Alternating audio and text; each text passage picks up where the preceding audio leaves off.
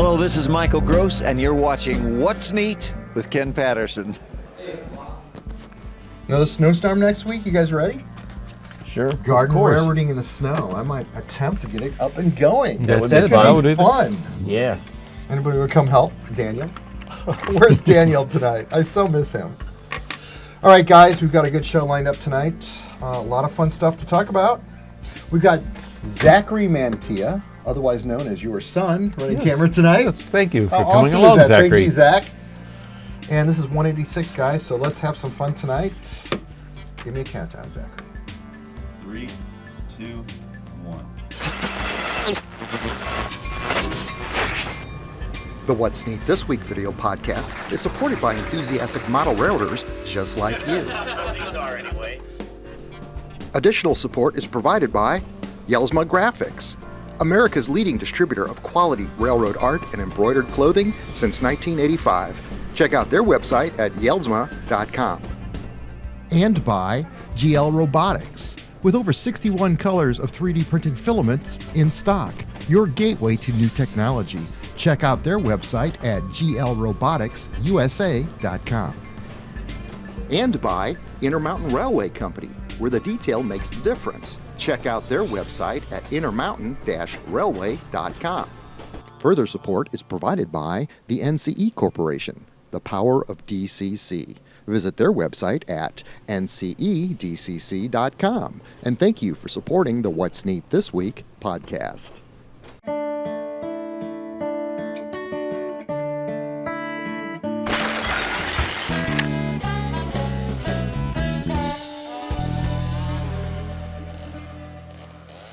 This is the What's Neat This Week, show number 186 for February 19th, 2022. I got a bunch of great people around me, as we always do this week, although it has been sort of slow with regards to folks showing up in the audience because it's the weather. We've had some snow last week.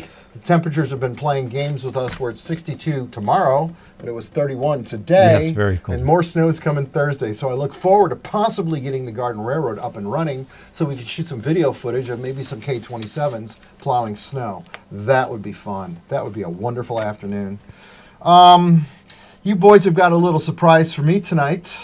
Yes, and I'm we going do. to allude to the fact that my wonderful daughter, Anna, is going to walk onto the set. And where is she? You guys are so kind and thoughtful. Yes, There you are. President's Day is a holiday for all of us. Thank you, in that Anna. it is my 57th birthday. Thank you so much, gentlemen, for reminding me of the fact that I am getting younger every year. That's it. Very good. Happy So, birthday. rock and roll, guys. Yep. You guys don't have to sing happy birthday tonight. Thank you. Yeah, no, I don't think we need We to can't say. anyway. It's copyrighted. That's true. We can't do that. There's been a lot of great emails coming in this week, and Mike has been focused on our What's Neat This Week Facebook page.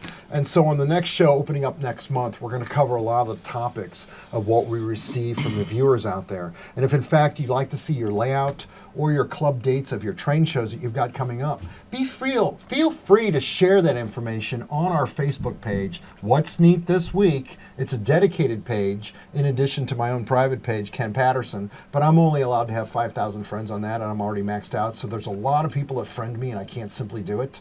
But the fact is, if you want to see your work on the show, we welcome that because it creates great material for us to share the best hobby in the world with everybody out there that likes to watch the show. So, Mike, I'm going to open it up with you because you always bring some really great material on. What have you got to talk about tonight? I got a bunch of car projects I finished up. I really haven't been doing too much trains. I've been pretty busy the last few weeks, but I had a lot of half-done projects here, so I finished them up. These first three are from John Tyson. They're all Chevelles. The blue one and the red one are 1966 Chevelles, and then the green station wagon is a 68. Then the car in the middle is from 87 RPM. It's a 64 Ford Country Squire wagon. And then the last two are from Jens Jan Mad About Cars, 65 Impalas. And these last two are painted in a color that they only had in 1965 for Chevrolet or Pontiac, called Evening Orchid. Some older people might remember that. And then Pontiac's name for the same color was Iris Mist. Iris Wow. Mist. Yeah. I love So- the name of that. Anyway, yeah, I bought that paint. I had it mixed up for these projects and some bigger ones, some 125th cars I'm doing too. So that's what I've been up to besides working on Campbell Rice's caboose. How's that going? It's going pretty well. I broke a drill bit and it took maybe wait about 3 or 4 days before I couldn't get anything done on it. So I finally got some more bits and I'm back on it. I should have it done within a week. So That caboose is amazing, and he's got some other freight cars in the work that I understand. He's got a lot of things going on in that this 3D printing has revolutionized the ability for the singular individual to start a business Yep. with nothing but a great idea. right. I mean, how much? I mean, you don't have to spend $125,000 to $170,000 on dies being cut. Then setting up the IE factory either in China or Indonesia or Italy or all the other places that we know where our models that we all enjoy are manufactured Right. at. Whereas you can just contact John Fowler out there in California, which is what Campbell Rice has done for this project, and John takes his print farm of all the printers, all 14 or 15 printers. Print farm is a new word. Yeah. That's got to Yeah, be it put really- into the vocabulary of the dictionaries. Print farm. Exactly. Yep. How amazing is that? Yeah. But Campbell's done it right, and there's a lot of other amazing individuals that are doing just that. We've got one gentleman that contacted us on the internet this week. His name is Jim Vidas, and he is in fact the president of the Paper Valley Model Railroad Club in Wisconsin. They've got 42 members out there, and he wanted to spotlight Shaden Anthony's work. Now, Shaden is our Daniel, a 15-year-old entrepreneur that has decided to take 3D printing and add a little bit of spending money for his dates that he has as he's in high school, which I think is amazing. So what he's done is he's created this ambitious project of this wonderful yard tower that I'm going to show you some photographs of. He's selling these online. He offers them either completely assembled or as in kit form. But the fact is, what we'll do is in 2 weeks, when we do record another show, I'll give you all the information on their website as I do receive it so that you can learn how to contact Shaden and order one of these beautiful little yard towers for your layout. Another young 15-year-old entrepreneur. I Is think that is so wonderful. hexagonal interlocking tower? It like was. Six-sided. That's a really interesting prototype. They sent us pictures of it this week on our What's Neat This Week Facebook page, and I thought it was absolutely amazing, and they asked that would you consider promoting this on your show. So yeah, Jim, thank you very much for reaching out to us, and Shaden, it's amazing to see. 15 years I know. old. The youth in Really the hobby. You're always is. talking about keeping the youth in the Man. hobby. That's it. I know, right? Can't we just put Daniel in a box and keep him young? I'm sure he would like to stay young. We've got a lot of other amazing stuff to talk about, but I wanted to ask Steve Mantia, as well you all know, Steve has an HO scale, I'm sorry, your father's got the HO scale layout, he's got the 3-rail layout, so he's already got a passion for the hobby, as does his son, Zach, running camera, thank you. But the fact is, I wanted to ask you tonight, what made you decide to start purchasing estates to otherwise help people that have no idea what to do with all of this when their loved one passes on or when something happens, whereas they've got to downsize in the hobby? What made you decide to tackle that? I guess always wanting to collect and have a little bit more for my own collection or my dad's and that type of thing. And I really just never expected it to grow to this type of thing, that you have a lot of people that just really don't know what to do with it. And it's either, well, take it to Goodwill or type of things like that, or just leave it for their family. And a lot of times you're just trying to put those people in contact with either myself to keep it, or other people that may very well want to have it in their collection that they haven't seen it for a number of years. That's that admirable aspect. of So you to do that. I really enjoy what we do with this type of thing, and it's always amazing the different things that we seem to find. Yeah. And the same thing when I would talk with Dad, that some things he hasn't seen in 20, 30, 40 years, and there's a lot of people out there that they haven't Right. seen some old kits or old manufacturers that people don't remember that they made something as we keep getting older, 30, 40 Yeah. years Yes. ago, that these things have been in a box, in a closet, in Each the one of basement those somewhere. collections is somebody's life. Yeah, man, that's it. you know? It's a piece of them that what they really felt was important, Right. and it was what they wanted to have. It's Show what me mattered that to them. thing that So, you got with all those little buttons on it. To, the Oh, wow. little pin. This is cool. little- Grab that. yeah. oh my- That What was at a is show that? today. Yeah, it was at a show today. We had a train show today where we had some stuff we were selling, and a lady had this that they were having. She brought it up on the table, and Glenda and I were walking by the same thing when they were getting stuff out, and it was just unique that this was something that the gentleman had put together, things that he Yeah. really liked, and it's nice to know that I'm going to be taking it home, Right. and especially with Glenda likes it also, is just you're going to take it home and you're going to put it somewhere on your wall, or Right. on my wall, that'll last then for a number of years. And then it'll be up to Zachary to decide what to do with Yeah. things later on.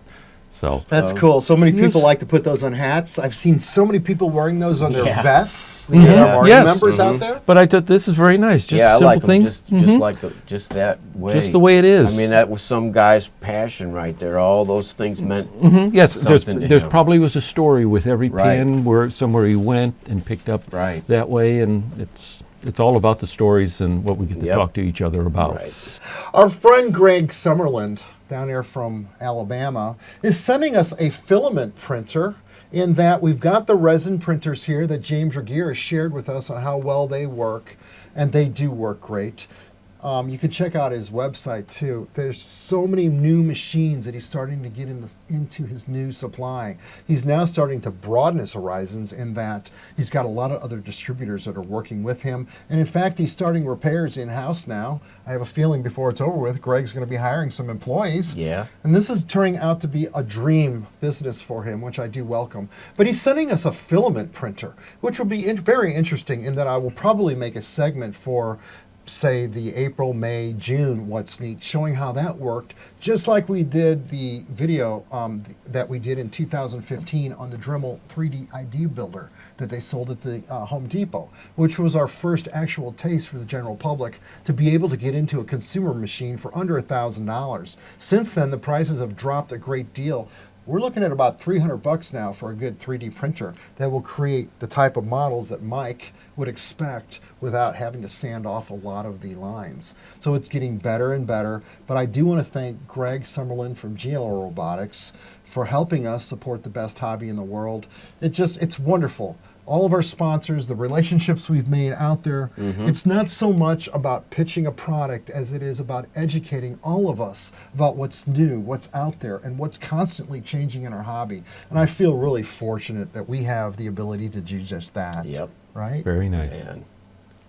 All right, Mike has no idea that this is coming, but I'm going to get deep on you on this one, Mike. Great. And that is this. We've been to your house so many times over the last 20 years that I've had the privilege to know you. When I first met you and you taught me about oil paint weathering. If you watch the video that I created that shows how I turned this hobby into a business, which is it was created in December 2015 on What's Neat. It also runs on our podcast website. You can find that. I actually showed it to a wonderful friend last night just to explain to her what the history is of what I do, which is a lot easier than trying to explain it in person.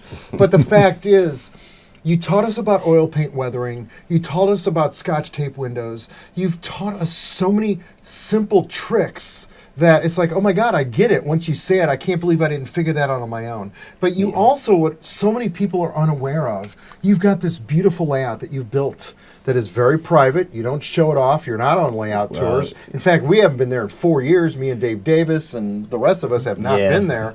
But you model South St. Louis City. You nail it with regards to the 2 families, the 4 families, the feeling of the environment, just like Vic Smith does when he modeled the city's edge, which is a little bit of a rough part of the town with the bikes and the bars and the nightlife and the Right. girls in the windows and the Yeah. hotels and the skyscrapers and all the lighting. And you've done something similar to that on your layout that people would very much appreciate someday seeing if we can ever get a camera in your basement. Yeah.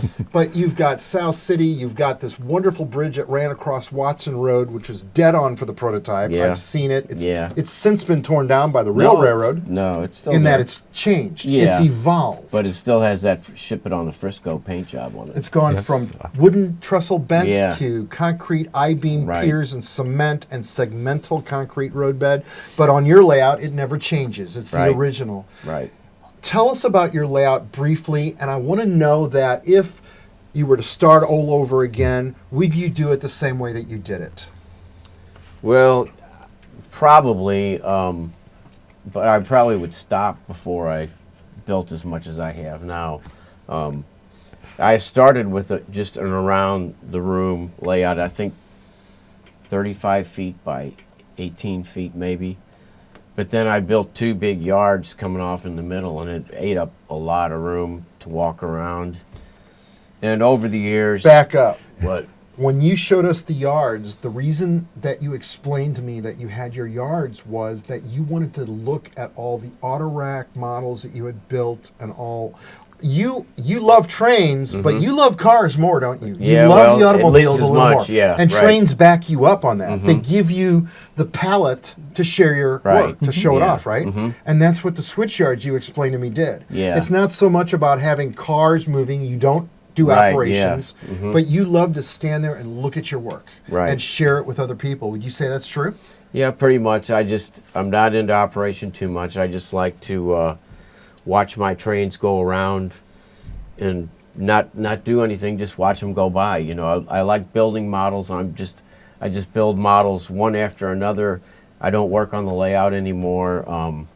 I rarely run trains, but when I do, it's just the same auto rack train or piggyback train that goes around in a circle. So, yeah, I've been in this house for 17 years now, and I'm getting kind of older, and I'm kind of getting up against a wall. I think, you know, I got to start paring down a lot of stuff that I don't use. So I'll probably be channeling some of that stuff through you, Steve. Wow. But, I can't wait. Mike I'm very Budde honored. model, Yes, if you're that's lucky it. enough to go to That's that it. swap Yeah, meet. I'd be very honored But to be able to have it's that. there's so much of a mess down there. I'm embarrassed to have people down there, really. So, I sense that. I went there one yeah. time and cleaned, didn't I? yeah, you did. But and the boxes you threw everything are still there.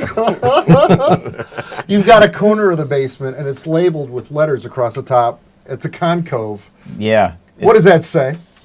Kenny's Corner? Kenny's Corner. Yeah. That's my spot where I like to view Oh, the layout from. Got your whole. Yeah, I had a Oh, locomotive spot. seat in there. Friend of mine that worked for the Frisco Railroad back in the 70s threw a locomotive seat out of the train for me one time. And I'm sure he's retired by now, so that story's probably That's okay. statute's probably That's expired okay. by I now. see. But there's a seat in there. It's right under our fireplace, so it's a little nook in the wall. And I put that chair in there, and Kenny climbed under there and was looking at the layout from a different perspective than everybody else, you know. So it's Kenny's Corner. We labeled it that That's one very night. nice. Yeah. How cool is that? So let's go back to the question now that you've done it the way you've done it over the years. And you've also, I want to bring up the fact, and I might show some pictures of this because I know I've got them either in the computer. I know I have them on slides. I will dig them out.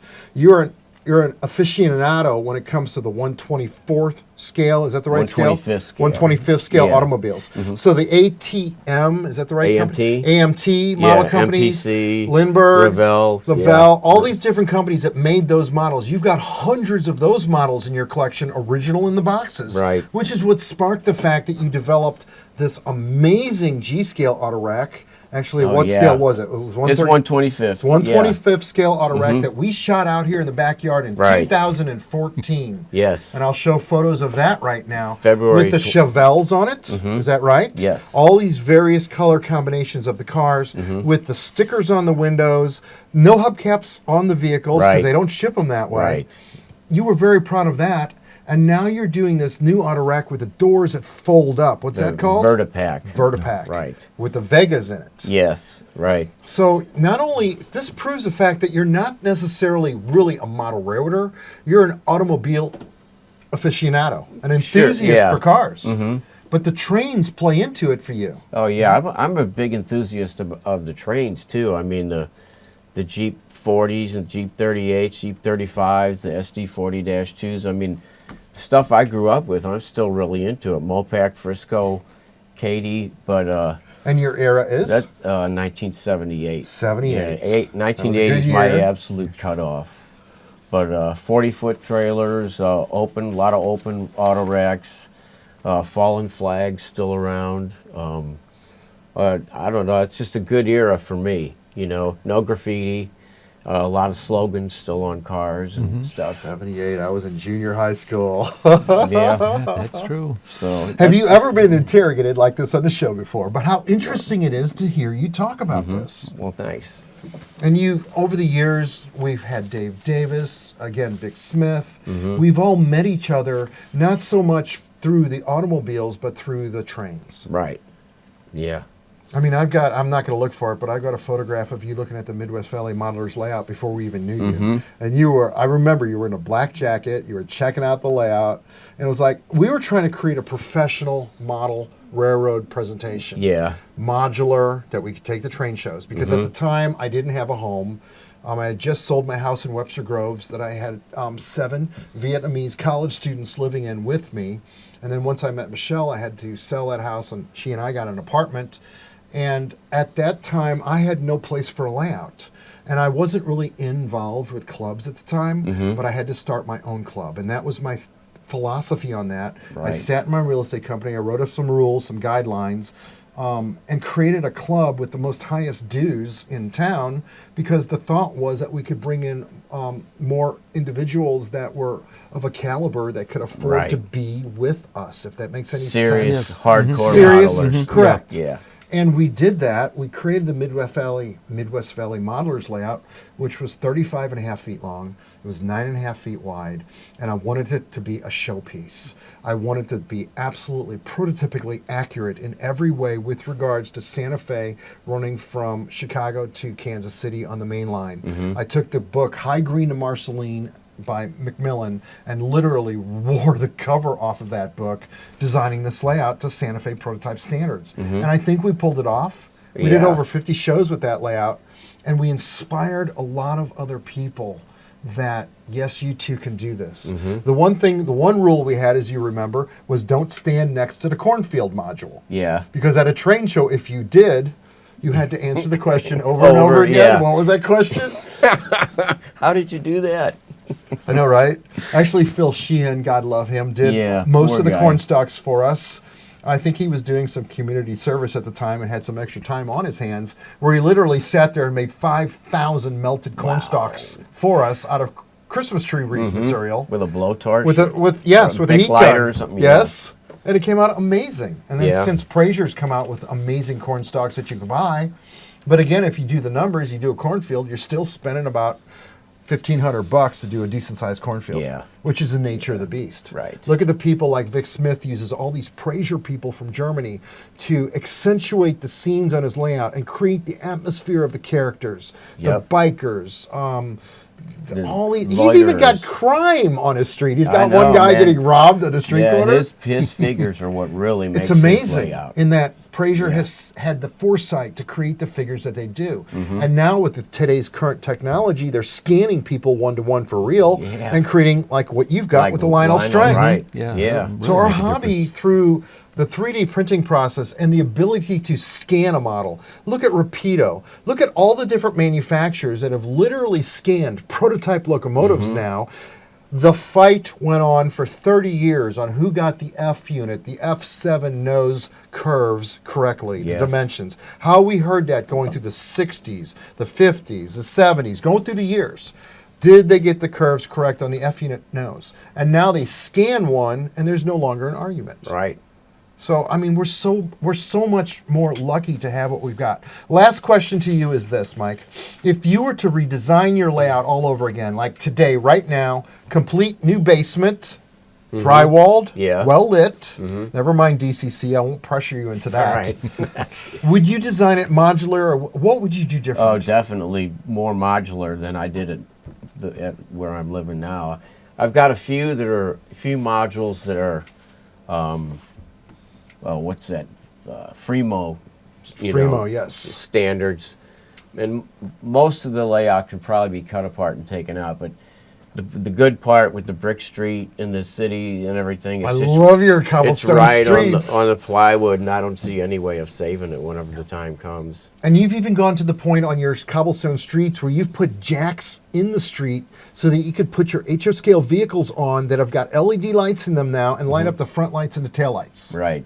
Right? Yeah, I spent about a year doing a bunch of HO scale cars, putting these tiny LEDs in that I was getting from Joe Steinman. Yes. And God love Joe. some of the like the tail lights, I would cut out the plastic or whatever and put red translucent plastic from a toothbrush or something in there to make lenses. Anyway, yeah, then I wired them, had 2 prongs coming down from the right rear tire of each one, and then I put tubing in the layout so you could move the cars around, but they would light up when you plugged them in. That's amazing. I just showed photographs of everything you just described because I've got them in the computer. Good. Another thing I want to talk about, and I'm just going to make this edit even more harder for myself, but this is how we get a good show. You created this car dealership. What's the name of the car dealership? And tell us about it, Bill as I'm James. showing photographs of it right now. Yeah, Bill James Chevrolet was a dealership in St. Louis back in the 60s and early 70s, and it was a big city dealership. All the police cars for the city came from that dealership, and I always thought it was a cool name, and so I started with the Walters car dealership, and then I added a curved showroom around the one side of it, as a 1950s edition would have been done, or maybe 1940s. But anyway, yeah, that's all lit up with LEDs and stuff, and I used Miller Engineering, the ones that do all the neon signs that flash at night and stuff. I used their sheet material to cut out the letters Bill James to wrap around the front of the building that light up and stuff. I think you've got pictures of that too. do. But And you don't pick this stuff up out of articles. You make this up out of the necessity of need. yeah, just what I want to do. I just do it the way I think I need to do it. And, Well, I think that's a very good way, the way you Yeah, want to do right, it. That's right. it. 'Cause yeah. Ask What me how you much they like. love you and ask how much we all do too. Well, You're thanks. so cool, Mike. I wish I could have people over more, and I keep saying one of these days I'll get the basement cleaned up, but it's starting to get to a point where I really need to now. All right, we got to pay some bills now. Although I really want to just stick my finger Yes, in this let's cake. go have some. Can I do that? We've got some wonderful InterMountain HO scale 14-panel coal porters on the table. These are brand new in the line. You can find these on InterMountain's website at intermountainrailway.com. And I want to go over 6 of them. I'm shooting these outside tomorrow, so I'm going to just do the presentation as I always do, alluding to the fact that I've shot these outside and the sun brings out all the amazing photography and all the detail the way it does. We're going to start out with, and these again are coal porters. And what you've got to understand is a lot of the utility companies around the country either lease and or own their own train sets that they have that go from the Powder River Basin and or other places where they pick up coal and then bring them to the local facilities. And a lot of utility companies, I will tell you, actually stockpile the coal and wait for coal prices to change and then resell the coal, reload this right off their properties back into the cars and sell them to the next person they sold them to. That's amazing business. But again, that's why they've got these consists the way they do. I did have a coal train that I created of the Labity coal train that runs here to the Union Electric plant in South County here, just 5 miles south of us on the DeSoto sub. And that was 125, I think, 132 car long train. That's what it was. I spent over, geez whiz, it was like an $1,800 consist. And what the problem was on my layout was as the trains and locomotive went through, here comes the front 7 feet later on my 157-foot main line. It was really cool to see. It was really cool to listen to, but it was like, a lot. Yeah. If you got Austin Allard's layout, which has got a lot more running square footage on it, that's where these coal trains of the proper length actually work. They do. But let's go back to these cars from Intermountain. Again, you can find them on their website. The first one is a Fayette Power Project car. And I've got reporting marks FPPX on this car. Car number 52338. I photographed it again from the sides and on top. You know, these cars are beautiful in that every paint scheme is different, and the eras of them are all very different in that this Canadian National car that Mike Budde and I was looking at tonight actually has their website on it, the CNA website. This is car number 193181 in silver. And again, it's a pretty neat looking car with the red end on it. And you know the red colored ends and the various colors they paint on the end dictates where the rotary coupler is, because these cars don't drop coal out the bottom. These are rotated on a great big rotation device that then allows the coal to dump out. They set themselves upright. They pull the train another few feet forward, as well as my friend Eddie Bauer knows, as he loads barges over here in the Port Harbor Railroad in the same type of a way, where you're literally working, moving your train X amount of feet forward between each car all night long. I've ridden in the cab with him, and it's fascinating. Next car we've got is Gulf States Utilities. Reporting marks GSNX. This is car number 526. And it's actually a neat looking car in black with the blue end on it. That's like a lot earlier paint scheme, like a mid 80s, you know, as opposed to the modern Canadian National car right there. So that's true. These all have interior bracing on them too, as you will note. The next one is Sultran, Sultran. Sultran, I guess you'd call that. Sultran, yeah. Correct. Reporting marks SULX. Car number 4263.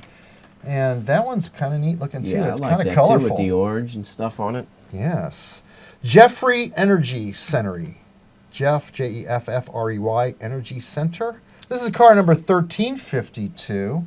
And it's got the yellow end on it, spelled right across the side with the big letters. And the last car we've got is this beautiful Conrail. It's not mineral red, but it does look like a freight car brown car. That would look great as a long consist of those behind some beautiful blue Conrail units. Car number 507477. Again, all 6 of these cars that we've got are just a few of the many that you can find on the Intermountain website. A lot of people like to model demographically what they have around where they live. Right. And Intermountain provides you with that opportunity with the array of different freight cars that they've got now in their line. Very I think nice. it's absolutely wonderful. So you've got to tell us now, Steve, you've got a train show coming up that you alluded to on last week's show. Yes, it did. And this is coming up in May. Tell us about this next show. Okay, our next train show is May 14th of 2022, back at Imperial, in Imperial, Missouri, at 1515 Miller Road. Same thing, 10 to 3. And we look forward to having visitors come to our show. That's cool. And you've done this now 2 times, or is this your 3rd show? This will be our 3rd show. And do they keep getting bigger and bigger every time you do this? They sell out very fast with the vendors that want to come to the show, and the crowds, the people have been, I don't want to say supersized crowds, enough to fit in the place, but the crowds have increased, and we're very happy with it in that. And you've been selling out of tables, haven't you? Oh, yes. Been selling out of the tables in that aspect. Are you thinking about possibly at some point getting a larger venue? You know, like everything that I've done there, you know, I can never say never. You know, if the opportunity came along, you know, I don't know how much I can get Zachary to volunteer more to help. I know Glenda would be all in favor of it as long as I had enough tablecloths. Right. So, you know, I think we could, you know, so who knows where we would be someday. Right. That was fun last week when you talked about the tablecloths. Yes. That was really kind of cool. Mm-hmm. All right, tonight we've got a special segment we're going to do, and as James Regier always likes to say, tonight's show is brought to you by the letter B, right? Yeah. And we're going to, and this is for Yelsma Graphics. Now, you know, this is still jacket season, and there's been a lot of people that have worked with Denny. Denny set up at that show out there in Amherst. Am I getting the venue right? Yes. That big show that they had That 2 got weeks snowed ago. out. Springfield? Yes, he had all his friends out there setting up. But what Denny wanted me to point out was that Jerry Brown is a president of the Iowa City Model Railroad Club, Hawkeye Model Railroad Club in Iowa City. And his father, Jerry, and him both are avid fans of the What's Neat show. And they've watched Denny on the show before, and they've gone through his website. And so what they did was they ordered jackets for their entire club so that they could share their colors and their spirit with the public when they're at train shows Nice. or when they're at the club. So it's absolutely perfect. They supplied us with a lot of photographs of the jackets that Denny made for them, which I've already shown you as I'm talking about this. But it's really wonderful to share and see the passion that people have, wanting to just display their colors out there with these beautiful threads that Denny uses to sew up all these jackets. In fact, tonight when I went out earlier, I wore my What's Neat black jacket, What's Neat this week. And even just going to the gas station, people will stop me and ask me about the YouTube logo and about what is this model railroad show. Because the best thing is that so many people can relate to the model train running around the Christmas tree, the old Lionel train set. Everybody, Exactly. so many people have got that connection. And the next thing we know, we've got a conversation going, and there's 3 or 4 people either in the bar or the gas station or whatever venue I'm at that are bringing up the show on their cell phones. Yep. And we're getting more viewers that way and more people that are subscribing to our show, which we really enjoy the fact that you're doing that. But Denny wanted us to go through the letter B tonight, and there's 2 pages of that we can go through. And we already did this ourselves tonight, gentlemen. But let's see what we got here. You already guessed that we'd see the Baltimore and Ohio, didn't you, Mike? Mm-hmm. The F units and the sharks coming up here. All of these all of these stitch patterns can either be put on towels, jackets, shirts. If it's your favorite railroad, show off your colors. In fact, you can simply have a simple piece of cloth with these stitchings on it and have them framed for yourself, Yeah, that's a which good would make idea. beautiful railroad art to hang yeah. up in your club and or your layout room. How cool is that as we go through the B&O capital?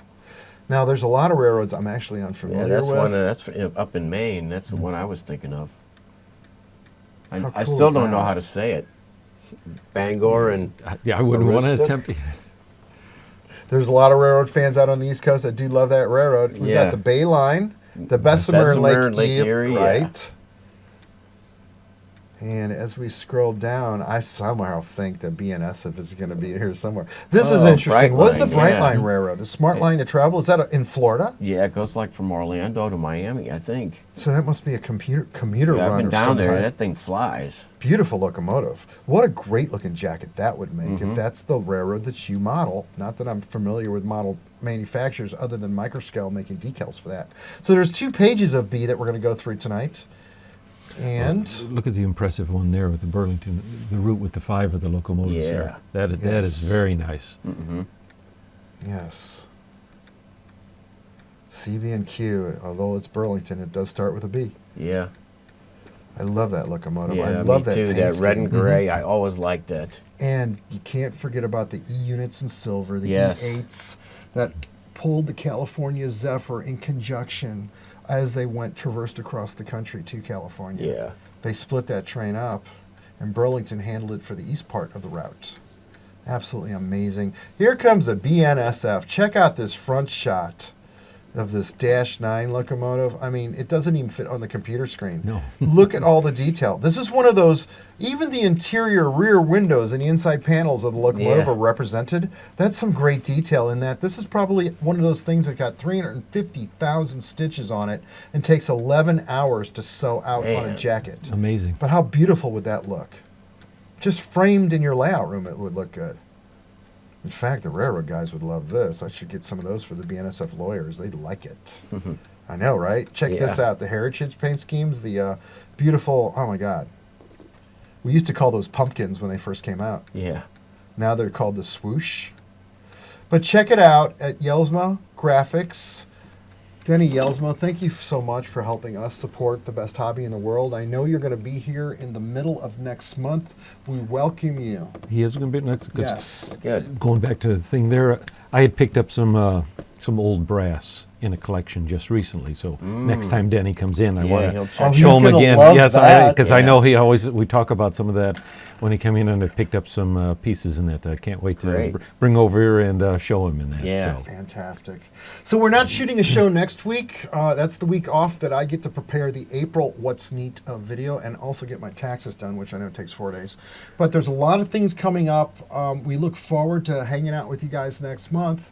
And at this point, we're running 35 minutes into it. What do you Okay. think? Have we covered everything? I think so. I think so. It's very Zachary, nice. thank you so much for running camera for us tonight. Thank you, Zachary. This is the best hobby in the world with some of the best people in it. The folks that we meet on our Facebook page, the folks I meet at the hobby shops, and of course, the most perfect people that I love sitting all around me every week on the show. It always changes. I never get tired of it. So at this point, we're going to take our NCE Hammerhead, the throttle system, and tonight we're not going to run the N-scale layout like we did last week. We're actually going to run the real layout down here. I've got a few friends showing up here at 11, and we're going to put the throttles in their hands, and they've never held a throttle before, which I love watching. So at this point, gentlemen, let's go run some trains. All right. All right. Yes, that's it. Way to go. I can't believe you guys got me a birthday cake. Birthday awesome, without birthday cake? You know, you've got to crazy have is cake. that? That's it. You guys are so kind. Keep No. camera one rolling. I will kill sound, and we still got to do the thumbnail shot. Let's Okay. do our thumbnail. This is gonna be a. Did I just say that? Bleep. Yeah. Hey. Okay, what are we doing for the thumbnail? The cake in the face? Oh, no. No, no. Ready, set. Thumbnail. Okay, keep that camera rolling. I will kill sound. I will roll credits. Guys, thank you for helping me end this month. Mikey. Yeah. Thank you, brother. Hey, all right, man. good, I'm glad I couldn't be here last I know, right? Look at this. Can I just do that? Can I? It's your cake. I think Anna's going to get into that tonight. She's going to love it, right? Rolling credits, killing sound.